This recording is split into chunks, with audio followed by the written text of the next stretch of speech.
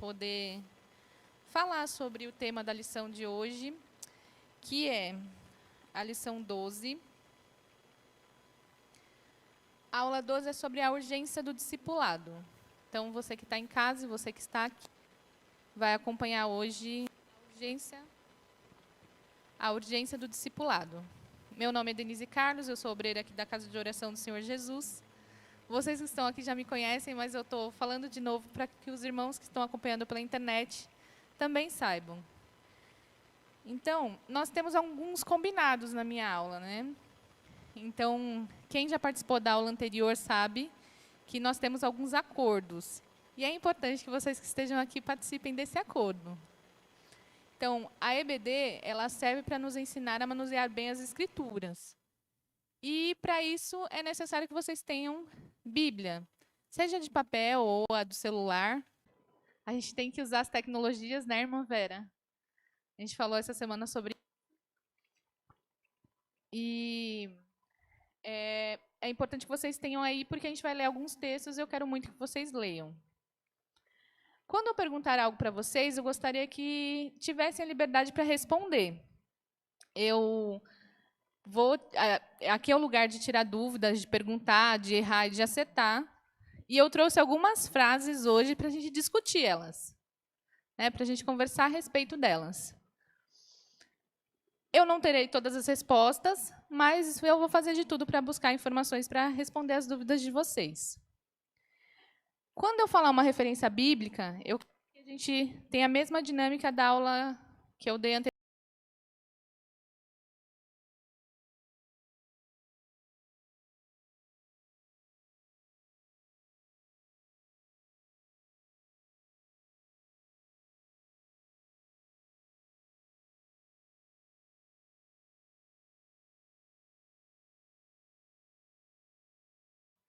É melhor que estivesse assistindo qualquer outra coisa do que a aula. Então, essa é a nossa oração dessa tarde para a nossa EBD. Então, que o Senhor fale conosco. A partir do momento que a gente se dispõe a estudar a palavra de Deus, Ele fala conosco. E aí a música fala assim: estou pronto, Senhor, para ouvir-te falar. Vocês estão prontos? Então, vamos lá.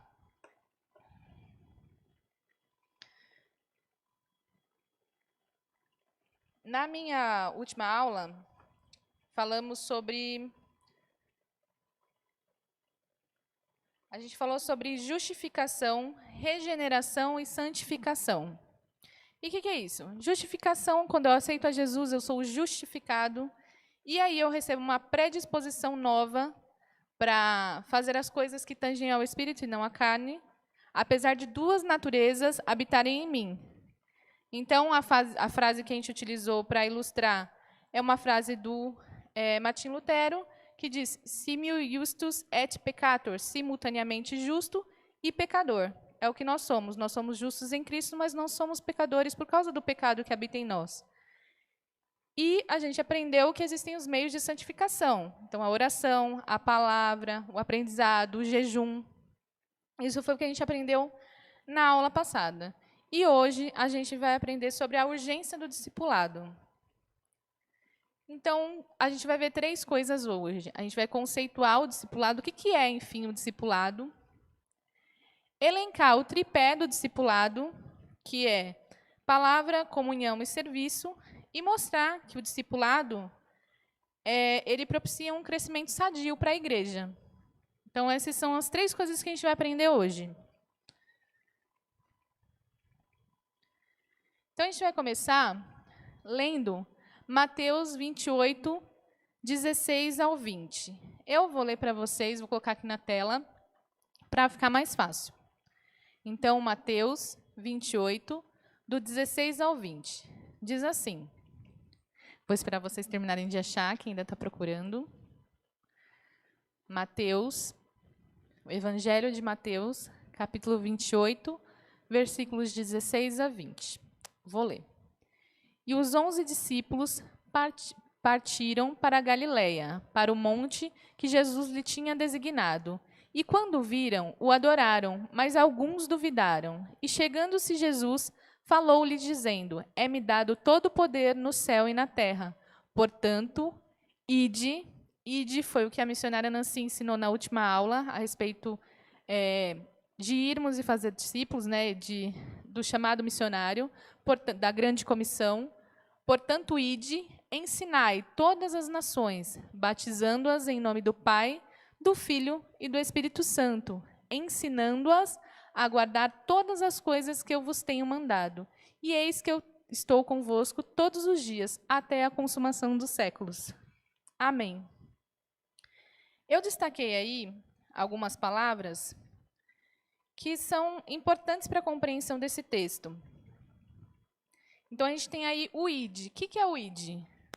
É a grande comissão, é o que a missionária Nancy explicou na última aula, sobre a gente obedecer a ordem de ir pelo mundo, de anunciar o evangelho. Né? Ir por todo mundo e anunciar o evangelho a toda criatura. E aí eu destaquei também o ensinai. Nós precisamos ir, falar do evangelho, mas nós também precisamos ensinar. Precisamos batizar. Então, precisamos batizar. E, novamente, é enfatizado o ensinando-as. Percebam que tem duas vezes o ensinai e ensinando-as. E ensinar o quê? A guardar todas as coisas que eu vos tenho mandado. Quem disse isso foi Jesus. Quais são essas coisas? As boas novas de salvação. E a gente vê que tem aí duas vezes. E a gente vai ver hoje como a gente pode ensinar. Por isso que a gente vai falar sobre discipulado.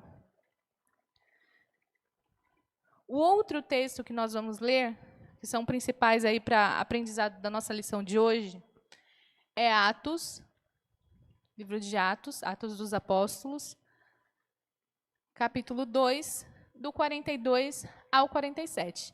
Para facilitar, eu também coloquei aí para a gente fazer a leitura. E diz assim: e perseveravam na doutrina dos apóstolos, e na comunhão, e no partir do pão, e nas orações. E em toda a alma havia temor, e muitas maravilhas e sinais se faziam pelos apóstolos. E todos os que criam estavam juntos, e tinham tudo em comum. Vendiam suas propriedades e bens, e repartiam com todos, segundo cada um tinha necessidade. E perseverando unânimes todos os dias no templo, e partindo o pão em casa, comiam juntos com alegria e singeleza de coração, louvando a Deus e caindo na graça de todo o povo. E todos os dias acrescentava o Senhor à igreja aqueles que se haviam de salvar. Eu destaquei aí também algumas palavras que são importantes para a gente compreender. Diz assim: perseveravam na doutrina dos apóstolos. O que é a doutrina dos apóstolos? O que os apóstolos aprenderam com Jesus enquanto eles eram discípulos. Comunhão, partir do pão, orações. Todos esses são meios de santificação que a gente falou na aula anterior. E o texto diz que eles perseveravam e faziam tudo isso juntos. Eles tinham essa comunhão. E eles faziam isso no templo, eles faziam isso em casa. E o Senhor acrescentava quem deveria, né? Todos os dias acrescentava o Senhor à igreja aqueles que se haviam de salvar. Porque a gente sabe que quem convence o homem do pecado é o Espírito Santo. Nós somos apenas canais, meios. Dito isso,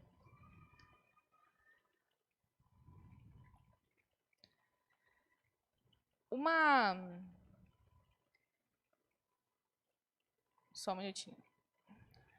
A gente vê aqui que isso acontecia no dia a dia dos cristãos, né, dos primeiros cristãos. E Paulo disse, como mestre que era, em Coríntios 11:1, sede meus imitadores, como também eu sou de Cristo. Mas é esquisito. Será que eu posso falar, Cat, me imita porque eu imito Cristo? Será que você pode falar para os seus alunos, me imitem porque eu imito Cristo? A gente precisa entender o que é discipulado. Hoje em dia está muito... parece uma coisa ruim ter um mestre. Parece uma coisa opressora ter alguém que te oriente. A relação, muitas vezes, professor e aluno é complicada, principalmente na adolescência. Às vezes, quando a gente é adolescente, a gente fala, não, aquele professor é muito chato, eu não quero ter aula com ele. E essa relação, ela é ensinada na Bíblia. Paulo disse, sede meus imitadores como eu sou de Cristo. Paulo era um cristão como nós. Ele tinha um testemunho vivo. E tá aí, sede meus imitadores como também eu de Cristo. Quando nós influenciamos a vida de alguém, nós estamos fazendo como Paulo. Sejam meus imitadores como eu sou de Cristo, para o bem ou para o mal. Se fazemos coisas ruins, nossos liderados vão achar que eles também podem fazer coisas ruins. E por isso que é tão importante a gente ter um testemunho e ter uma conduta que glorifique o nome de Deus.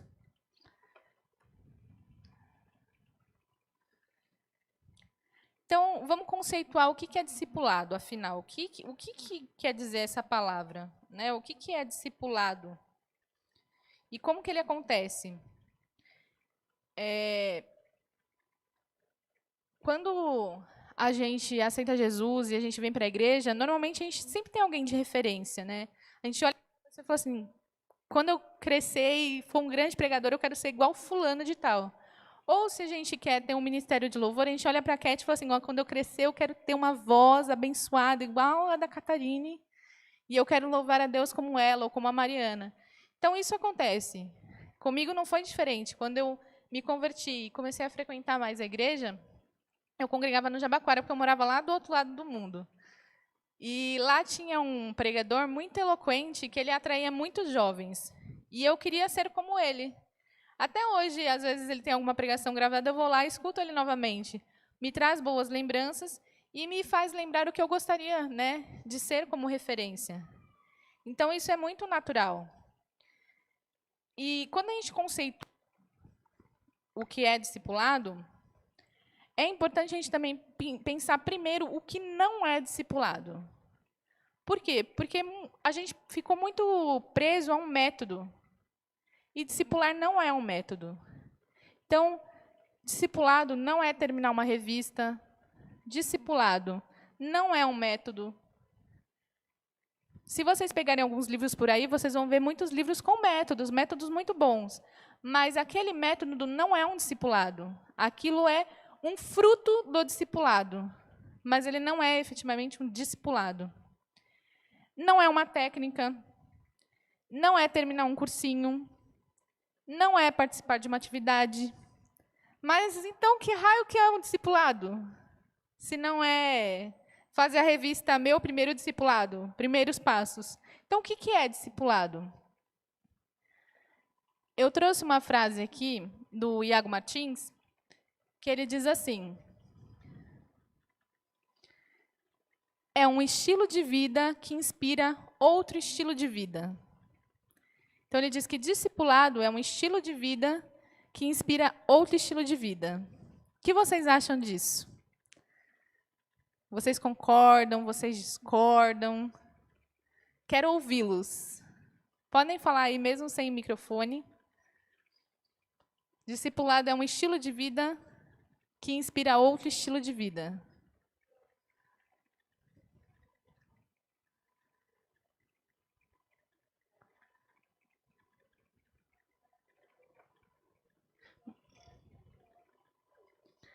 Muito bem. A Rosana e o pessoal que está aqui falou que concordam com essa frase, que a gente pode influenciar de uma forma boa ou ruim.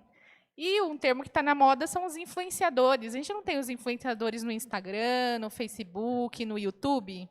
De certa forma, eles nos influenciam. Se uma pessoa quer ter um estilo de vida mais saudável, ela vai buscar lá as pessoas que têm uma vida saudável e que postam o dia a dia de comer comida saudável e assim por diante. Nós fazemos isso. Então, essa frase do Iago é uma frase correta. Então, discipular é uma teia de relacionamentos que as pessoas, de forma orgânica, se discipulam, se servem, se ajudam, se apontam para Cristo, apresentam cada vez mais o Evangelho uns para os outros. Toda vez que eu penso em relacionamento aqui na igreja, eu só lembro do pastor Macário falando. Porque ele sempre fala que temos que ter bons relacionamentos. E o discipulado parte daí. de ter bons relacionamentos, de a minha vida influenciar a vida do meu irmão, para que nós nos apontemos para Cristo, para que nós também podemos ter a liberdade de chamar a atenção um do outro. Falar, irmão, acho que não está muito bom aqui, vamos melhorar ali. Isso é discipulado. Não é um método, não é a revistinha, é o dia a dia. Discipulado é trazer as pessoas para esse relacionamento entre discípulo e mestre. Discipulado vem de discípulo, é aprendiz, aluno, seguidor. Seguidor é outro termo também que está super na moda. Nós seguimos pessoas no Instagram. E somos seguidos de volta. Às vezes não. Às vezes perdemos perdemos seguidores também.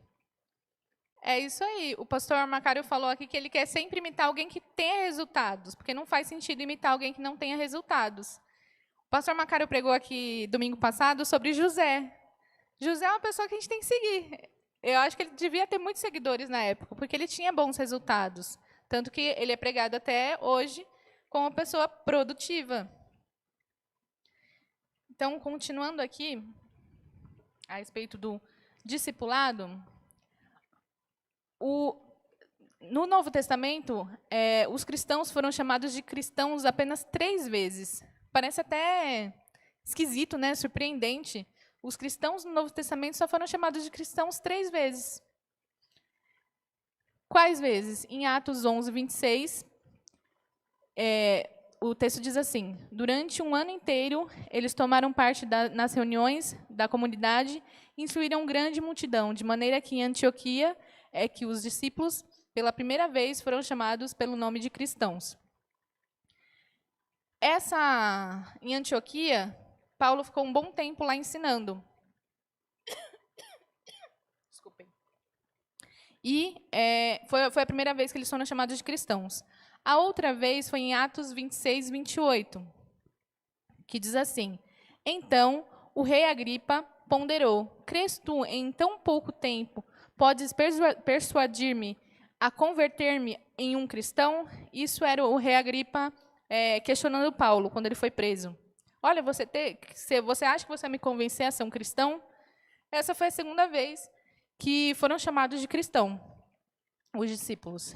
E em 1 Pedro 4, 15 e 16, onde Pedro quer explicar que os mártires, as pessoas que estavam morrendo naquele período, não eram para morrer como homicidas, mas que morressem como cristãos. Não se vergonhe, antes glorifique a Deus nesta parte. Né, quando ele fala que se padece. Essas são as 3 vezes que aparecem no Novo Testamento que os discípulos foram chamados de cristãos. Mas, e ser discípulo? A gente vê várias vezes no texto bíblico. E o John Stott, ele tem um livrinho, um livreto, né, que chama O Discípulo Radical. E o John Stott, nesse livrinho, que chama O Discípulo Radical, tem na internet, em PDF, vocês conseguem achar com facilidade. Caso não achem, posso encaminhar para vocês. Ele diz assim: ambas as palavras, cristão e discípulo, implicam em relacionamento com Jesus. Porém, discípulo talvez seja mais forte, pois inevitavelmente implica relacionamento entre aluno e professor. Durante os 3 anos de ministério público, os 12 foram discípulos antes de serem apóstolos e como discípulos estavam sob a instrução de seu mestre e senhor. Talvez, de alguma forma, deveríamos ter continuado a usar a palavra discípulo nos séculos seguintes, para que os cristãos fossem discípulos de Jesus de maneira consciente e levassem a sério a responsabilidade de estar sob disciplina. O que é estar sob disciplina? Parece uma coisa ruim. Mas, na verdade, é fazer o que Cristo manda, fazer o que Deus manda. Isso é estar sob disciplina. E aí o John Stott ele fala, ao invés de continuarmos usando cristãos, não que esteja errado, poderíamos ter continuado usando a palavra discípulo, que faz muito mais sentido, porque nós seguimos o Mestre Supremo, que é Jesus Cristo. Nós todos somos seguidores. Se Jesus tivesse um perfil no Instagram, estaria explodindo o perfil dele de tantos seguidores. Então, é esse questionamento que ele traz, porque às vezes não são todos que chamam Senhor, Senhor que realmente são discípulos. Aqui tem um vídeo, e infelizmente a gente não vai conseguir rodar, mas se vocês ouvirem o vídeo, vocês vão entender. Então eu vou colocar o vídeo para vocês ouvirem. Peraí, é uma matéria, eu vou explicar para vocês, é uma matéria que saiu no Fantástico, se eu não me engano, a respeito de um pastor, tá? O vídeo não está rodando, mas se vocês ouvirem, vocês vão entender o que eu quero que vocês compreendam. Agora, uma história muito estranha. Ela envolve um homem que se diz pastor evangélico, a vizinha dele e o marido da vizinha. Acompanhe só. A casa no bairro de Vila Nova de Colares, na cidade de Serra Grande Vitória, virou o centro das atenções. É onde mora um pedreiro que também se diz pastor. A vizinhança desconfia. O que é esquisito é? Eu nunca vi falar que existia que o pastor tem direito nessas coisas. Essas coisas significam casos extraconjugais. O pedreiro pastor é Justino, de 50 anos. E foi na Bíblia que o pastor viu que poderia ter outras mulheres. Gostaria que alguém provasse para mim, biblicamente, aonde foi proibido um homem ter mais de uma mulher. Pouca gente frequenta os cultos do pedreiro que se apresenta como pastor. Umas 12 pessoas nas contas dele mesmo. E foi na convivência com os fiéis que Justino se viu envolvido em mais um caso extraconjugal. Aconteceu depois que uma mulher que mora na vizinhança contou a ele uns sonhos que vinha tendo. Na casa dela, a música evangélica pode ser ouvida de longe. A mulher tem 4 filhos, é casada e prefere não aparecer. Disse que sonhou que teria filhos com um pastor. Uma revelação. Deus me levou a fazer isso. Não teve para onde eu correr. O marido também conversou com o pastor. Aceitou. Eu pensei comigo, se fosse a vontade de Deus, seria feito, né? Nós entramos em oração, pedindo a Deus misericórdia, porque seria uma das coisas mais difíceis da minha vida. O quê? E tomar essa decisão. Pegar uma mulher que tem marido. O pastor também é casado. Como explicar? A Bíblia, Oséias, capítulo 3. Este profeta, um homem como nós, e diz assim, Deus mandou tomar uma mulher e adulterar. O senhor está falando adulterar ou é a palavra adúltera? Receba essa mulher que foi adúltera. Não. Não é assim? Não, aqui está dizendo aqui que vai outra vez, ama uma mulher amada de seu amigo e adultera. Posso dar uma olhada? À vontade. Qual que é? 3. E aqui. Vai outra vez, ama uma mulher amada de seu amigo. Sim. E adúltera. Não é adúltera? Tem um acento aqui, pastor.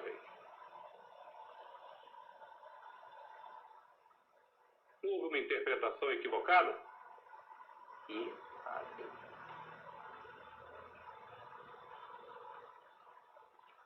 A Bíblia não estaria se referindo a uma mulher adúltera? deixa eu ver. E não para que o senhor adulterasse? Ah, tá. Inclusive foi bom nós estou mexendo isso aqui, porque uma coisa chama a outra, né? Por isso nós precisamos da direção do Espírito. É um grande equívoco, na opinião do pastor da Igreja Batista de Vitória. O capítulo de Oséias fala de perdão a uma mulher adúltera. A Bíblia também é clara com relação às obrigações de um pastor. Um pastor ou um bispo deve ser irrepreensível e deve ser marido de uma só mulher. Então, isso é a palavra de Deus, é a Bíblia. A necessidade do povo, do nosso povo como um todo, conhecer a palavra para não ser enganada por qualquer pessoa que se levante com um livro preto na mão, ou com a Bíblia ou qualquer outro livro, levando as pessoas a errar. E aí, minha gente? Chocada, né? Já pensou, Cat, se alguém chega aqui na igreja e fala assim, ó, eu tive um sonho e eu tenho que ter um filho com Alan. Misericórdia.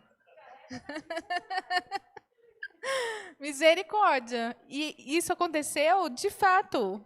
Imagina, coitadinho do marido ainda falou assim, ó, se for da vontade de Deus. Perceba, isso é um bom mestre? Não. Não é um bom mestre. Mas isso acontece. Por que que acontece? Porque o povo erra por falta de conhecimento, porque não busca aprender. E a ideia do discipulado, por que o discipulado é urgente? Porque a gente vive num momento em que ventos de doutrinas têm sido pregados. E se nós não estivermos firmes e sabendo o que está escrito efetivamente na nossa Bíblia, interpretá-la de forma saudável, nós somos levados ao erro. A Cat comentou aqui que até autoridades, às vezes, nos levam ao erro. Isso é verdade. O Iago Martins, ele tem uma outra frase, na verdade, esse é o título de um livro dele, que é Faça discípulos ou morra tentando. O que vocês entendem dessa frase? Faça discípulos ou morra tentando. Tanto a Cat quanto o Macário falou assim que é para fazer e continuar tentando fazer, até morrer. E é exatamente isso, porque o discipulado ele não pode parar. Às vezes o novo convertido vem, ele se converte, participa da classe dos catecúmenos ou da catequese, aprende os primeiros passos, é batizado e depois ele acaba ficando um pouco esquecido aí, no meio da igreja. E essa não é a ideia é que ele caminhe conosco, que ele ande juntinho. Na sexta-feira, o pastor Macário apresentou o Jorge para nós. E foi muito legal isso, porque ele já se sentiu acolhido. Quando ele estava aqui, eu vi que a Cat estava explicando para ele como orar. Isso é discipulado. Isso é discipulado. Sabe? Então, faça discípulos ou morra tentando, é porque é para a gente não parar. Continuemos fazendo discípulos. É para sempre esse processo. Faça discípulos ou morra tentando. O que você precisa saber? Às vezes a gente acha que para ensinar ou para fazer discípulos a gente precisa ter um curso de teologia. Ou o que a gente precisa é ter um conhecimento mínimo sobre Jesus Cristo. Jesus fez uma obra de salvação na nossa vida. Nós sabemos falar quem é Jesus, quem é Deus. Fazer teologia é bom, é uma coisa edificante, mas vale muito mais a pena eu sentar aqui e falar com vocês sobre discipulado do que eu falar com vocês sobre imanência e transcendência, sobre supralapsarianismo. Vocês nem vão saber o que é isso. Eu não preciso do teologiquez para convencê-los de alguma coisa. Você não precisa do teologiquez para conversar com o morador de rua, para falar do amor de Cristo para ele. Mas você precisa do mínimo. Você precisa ler as Escrituras. Você precisa interpretá-las de uma forma saudável. Você não precisa ter grego e hebraico. É bom estudar essas línguas? É bom. Vai melhorar, você vai ter um aprofundamento melhor. Mas você não precisa disso para discipular. Foi o que eu falei. O pastor Macário veio e nos apresentou o Jorge. A Cat foi lá e explicou para ele como orar. Isso é discipulado.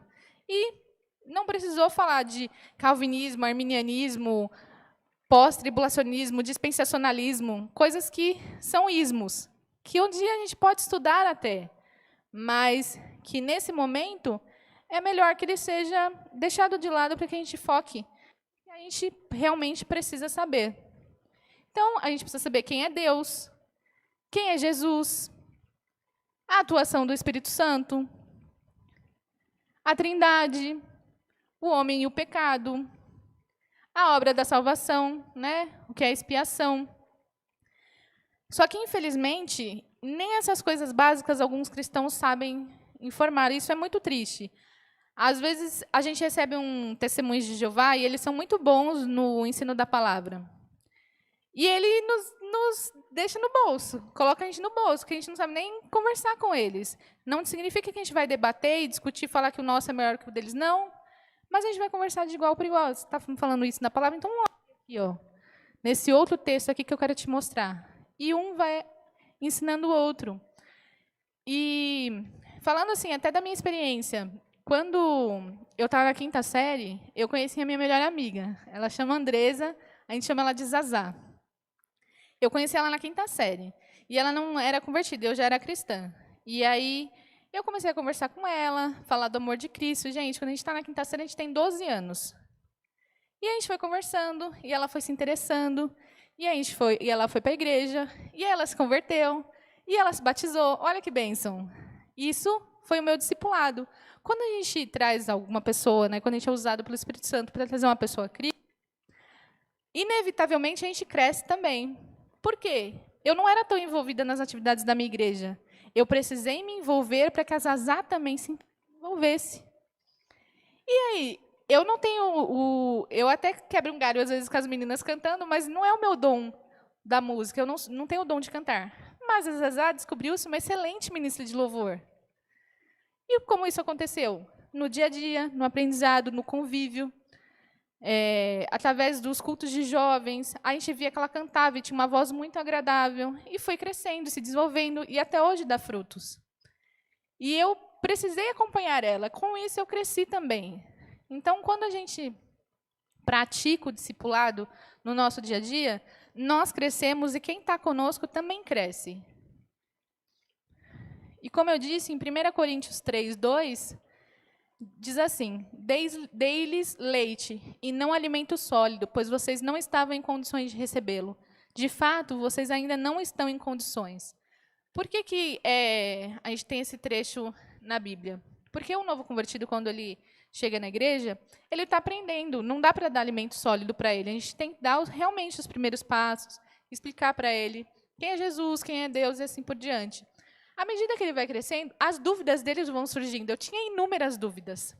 Tem um rapaz que, quando ele entrou na faculdade de teologia, toda vez que eu via ele, Júnior, o que é isso? O que significa isso? O que é aquilo outro?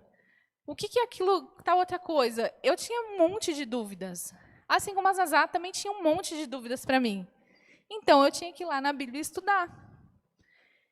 E, à medida que a gente vai crescendo, a gente vai tendo essas dúvidas, e é necessário que a gente vá na palavra ou pergunte para um irmão mais experiente sobre alguns assuntos que a gente ainda não entende. Quando a gente entra no curso de teologia, a gente fala que no primeiro semestre a gente acha que a gente sabe de tudo, os professores não sabem de nada, porque quem entra no curso de teologia já acha que é teólogo. Chega lá e fala, sei de tudo, não está errado, não é assim, não é assado. Aí a gente vai percebendo que a gente realmente não sabe de nada. Só que tem conceitos que a gente aprende lá que alguns até hoje a gente não conseguiu entender 100%. Porque o que é uma formação? A formação ela te dá ferramentas para que você possa atuar na sua área. Então, quando você faz um curso de publicidade, por exemplo, você aprende como fazer uma propaganda, você aprende como utilizar os equipamentos, aí você faz curso de fotografia, e assim por diante. Mas, efetivamente, você não faz a publicidade enquanto você está estudando publicidade. Assim é na teologia. A gente vai fazer teologia quando a gente está lá no último semestre, quando a gente está estagiando, depois. E eu costumo dizer que o estudo é para sempre. Porque, tanto que, assim, eu tenho um blog, meu blog chama Quase Teóloga, por causa disso. Não é porque eu ainda não me formei, é porque eu entendo que meu estudo é para sempre, até Jesus voltar ou eu partir para me encontrar com ele. E assim deve ser com a gente. Todos os dias, estudando e aprendendo. E não há coisa mais gostosa do que aprender com o nosso irmão. Vocês me ensinam tanto. Todas as vezes que eu tenho contato com vocês, vocês me ensinam alguma coisa. E isso é muito maravilhoso. Então, discípulo é seguidor de Jesus Cristo. É isso que nós precisamos ter em mente. Discípulo é seguidor de Jesus Cristo. Todos nós somos seguidores dele. Como eu disse, se ele tivesse um perfil do Instagram, estaria bombando. Então, aqui falando um pouco do tripé do discipulado. Então, temos palavra, são as escrituras, né? A nossa base é a Bíblia. Comunhão, que é o que eu falei, relacionamento entre irmãos, e também relacionamento com o Pai, Filho e Espírito Santo. A gente não consegue ter comunhão com os irmãos se a gente não tem comunhão com Deus. A gente precisa dessa comunhão como um todo. Não existe discipulado sem igreja, sem comunhão, sem troca de experiências. Não existe. Não existe discipulado sem comunhão, sem comunidade, sem igreja, sem corpo de Cristo. Não existe discipulado. Eu vou discipular quem se eu estou isolado? Eu vou aprender com quem se eu chego 5 minutos depois que começou o culto e vou embora 5 minutos depois? Às vezes nós somos desigrejados estando dentro da igreja, porque a gente não quer se relacionar com as pessoas. E somos desobedientes por isso. Então, não existe discipulado sem comunhão, sem igreja, sem corpo. Provérbios 27 é um capítulo que eu gosto muito, porque ele ensina um pouco desse dia a dia, da comunhão. Diz assim: melhor é a repreensão franca do que o amor encoberto. Leais são as feridas feitas pelo amigo, mas os beijos do inimigo são enganosos. O que vocês entendem desse provérbio? O pastor Macário disse aqui que a gente precisa ser franco, ainda que a gente não concorde, a pessoa está sendo errada, mas a gente tem que ser franco e falar: olha, irmão, a gente te ama, você é uma bênção, mas o que você está fazendo não está bom e eu preciso falar a verdade. Então, realmente, melhor é a repreensão franca do que o amor encoberto. E ele continua: leais são as feridas feitas pelo amigo. Amigo faz ferida? A Cat falou: se for necessário, faz. Pelo bem. É isso mesmo. O pastor Macário falou aqui que é melhor você estar com um amigo no dia que ele está doente e não na festa, porque na festa todo mundo vai. E, realmente, o amigo, se necessário, o amigo que é de verdade, ele chega em você e te fala a verdade. Ó, irmã, não foi legal isso aqui. Por mais que doa. A gente precisa disso. Ó, tá se achando demais, não tá bacana, tá esnobando. A gente precisa que alguém fale isso pra gente. Ó, menos aí. Menos. Tá demais. A gente precisa disso, e a gente só vai ter isso em comunhão. Se eu vir aqui, ver vocês me verem, e serem francos comigo. E ele continua: mas os beijos do inimigo são enganosos. Então, essa semana foi dia do amigo, né? Dia 20. É gostoso falar feliz dia do amigo, mas é mais importante ainda ser amigo de verdade. E falar a verdade uns para os outros. A comunhão tem isso. Isso é discipulado. Provérbios 27, 17, continuando no Provérbios 27, diz assim: como o ferro com ferro se afia, assim o homem ao seu amigo. O que quer dizer este provérbio? Com ferro se afia. Não é o ferro com a madeira, não é o ferro com o plástico. Somos iguais. Nós somos seguidores de Cristo, nós apontamos para Cristo. Nós somos iguais, porque temos uma unidade, temos um só pensamento, que é seguir Cristo. E, no dia a dia, eu com você me afio. Eu não vou concordar com todas as coisas que você me falar. Nós vamos ter diferenças. Eu vou achar de um jeito, você vai achar de outro. Mas é bom que você me fale a sua opinião, para que eu possa repensar a minha, ou que eu fale a minha e você possa repensar a sua. Porque, graças a Deus, Deus fez a gente diferente. E isso é muito rico para o reino de Deus. Esse pastor que eu disse que foi muito minha referência, ele falava assim, que a diversidade... agora eu não vou levar a palavra, ó, a frase, eu vou ficar triste, porque eu não vou lembrar. Mas ele falava mais ou menos assim, eu não vou lembrar as palavras corretamente, mas ele falava assim, que a diversidade sem unidade, ela é um caos. Então, nós somos diferentes, somos diversos. Se a gente não tem unidade, vira caos. E se a gente não tem diversidade, vira uma monotonia. Todo mundo concordando e é uma coisa cega. Nós não devemos ser cegos. Nem a Cat falou aqui que até os líderes às vezes erram. Eles erram e eles precisam da nossa ajuda. Gente, ser pastor é muito difícil. Eu nunca fui pastora, mas eu vejo o dia a dia dos pastores que eu conheci. E não é fácil. E eles também precisam da nossa ajuda, da nossa repreensão com amor. Então, o ferro com ferro se afia é porque somos iguais, temos o mesmo propósito, e um com o outro, nós vamos nos afiando. Uma coisa muito boa que a gente tem aqui na nossa igreja é a noite de sexta, a noite de oração de sexta. Se você que está em casa, está ouvindo esta aula, venha porque é muito abençoador. Eu tenho prazer em estar com vocês, eu tenho prazer em compartilhar as coisas com vocês. E todas as vezes que algum irmão vem aqui e dá um testemunho, me ensina. Por isso que eu falo, é muito bom aprender com vocês. Eu aprendo com vocês no dia a dia, participando das atividades. Mas se você não participa, você não tem a comunhão e você não aprende.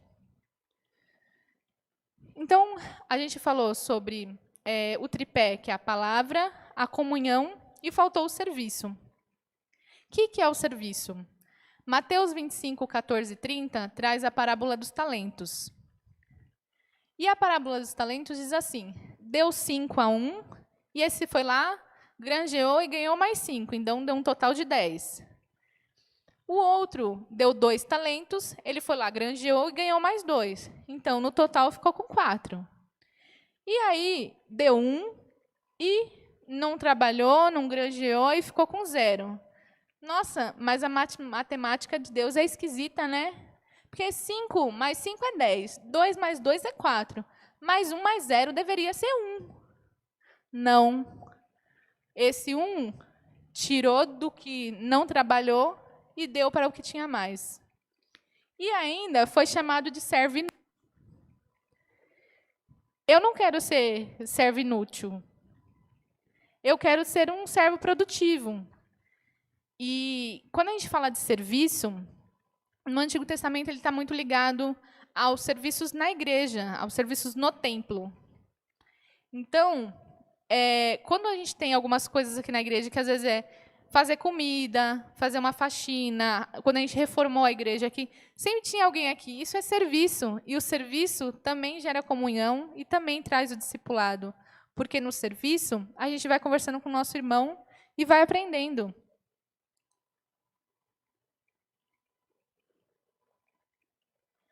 É por isso que o tripé do discipulado é comunhão, que é palavra, comunhão e serviço. Mateus 5, 41, 42 diz assim: e se qualquer te obrigar a caminhar 1 milha, vai com ele 2. Dá a quem te pedir, e não te desvies daquele que quiser que lhe emprestes. Então, se alguém falar, meu irmão, vem aqui, vamos pintar uma parede, vai e pinta 2. Você pode dar aula? Dou até 2. Você pode varrer um chão? Varro até as salas. Vamos ser produtivos, aproveitar as oportunidades. Às vezes o pastor vem aqui e fala assim, alguém quer uma oportunidade? Eu sempre vou. Porque eu tenho prazer. Então, você também pode. Que a gente não seja servo inútil, mas que a gente possa utilizar o nosso talento. Tem uns que tem 5, tem outros que tem 2. Se você tem 1, esse 1 é muito importante. Utilize, desenvolva, porque vai ser bênção. Então, o tripé do discipulado é palavra, comunhão e serviço. Discipulado, ele gera crescimento espiritual, como eu falei, a gente ora junto, a gente conta os problemas uns para os outros, para que a gente possa orar. Ele gera crescimento numérico, porque o texto diz lá que louvando a Deus e caindo na graça de todo o povo, e todos os dias acrescentava o Senhor à igreja aqueles que se haviam de salvar. Então, quando alguém chega aqui e vê essa comunhão que a gente tem entre nós, ela tem vontade de ficar. Mas se ela chegar aqui, e nós somos cristãos ranzinzas, e recebemos a pessoa mal, quem vai querer ficar nessa igreja? Eu não ia querer. Graças a Deus, eu fui muito bem recebida por vocês. Agradeço. E fiquei. E só vou sair daqui se Deus mandar. Deus mandou não, então me aguentem aí, por favor. Então, o verdadeiro discipulado contribui para o crescimento espiritual e numérico da igreja. Essa é a aula de hoje. Dúvidas?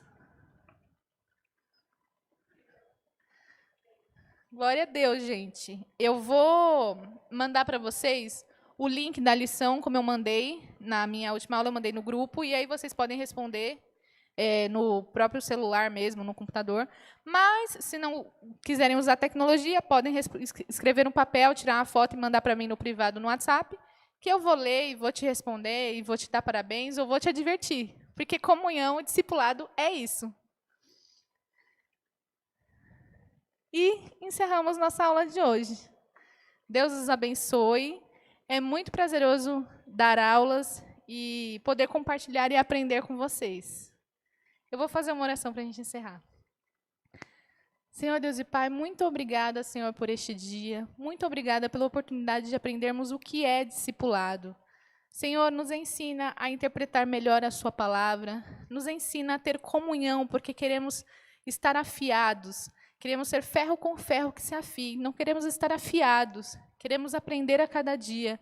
Nos ensina a te servir melhor com os nossos talentos. Queremos estar disponíveis para a tua obra. Fica conosco, é o que eu te peço. Em nome de Jesus, amém. Muito obrigada a você que também ficou acompanhando a nossa live. Deus os abençoe.